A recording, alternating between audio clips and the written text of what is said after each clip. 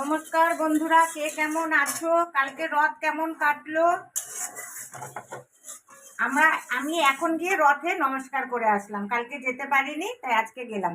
আজকে রান্নাঘরে রান্না হবে পেঁপে দিয়ে আলু দিয়ে একটু তরকারি। হ্যাঁ, এই যে দেখো, আলু ছোট ছোট করে কেটে নিয়েছি, পেঁপেও ছোট ছোট করে নিয়েছি, আর এখানে তোমার ছোলা ভিজিয়ে রেখেছি। আর সাদা জিরা সম্বাদ দিয়ে দিলাম, দিয়ে পেঁপে দিয়ে দিচ্ছি।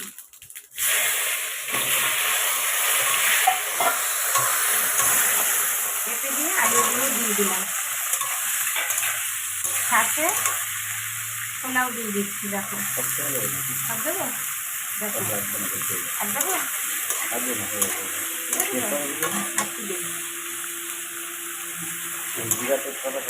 হ্যাঁ জিরা সম্বাদ ঠিক আছে, তোমরা দেখতে থাকো। দেখো বন্ধুরা, আমার ছোলা আলু পেঁপে ভাজা ভাজা হয়ে গেছে। একটু মশলা দিলাম, জিরে বাটা, লঙ্কা বাটা, হলুদ, নুন সব একসঙ্গে, একটু মিষ্টিও দিয়েছি। এবার এটাকে একটু ছাঁকলে নেব।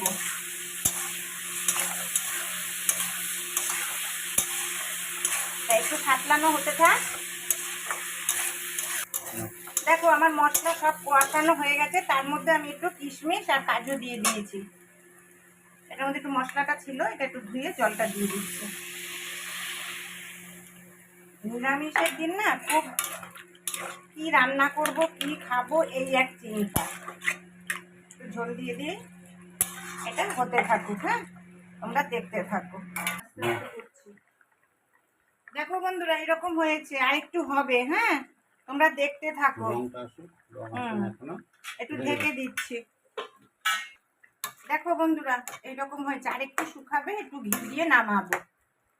একটু নিরামিষ তো, একটু মানে জুতের না হলে না ভালো লাগে না যে কোনো জিনিস।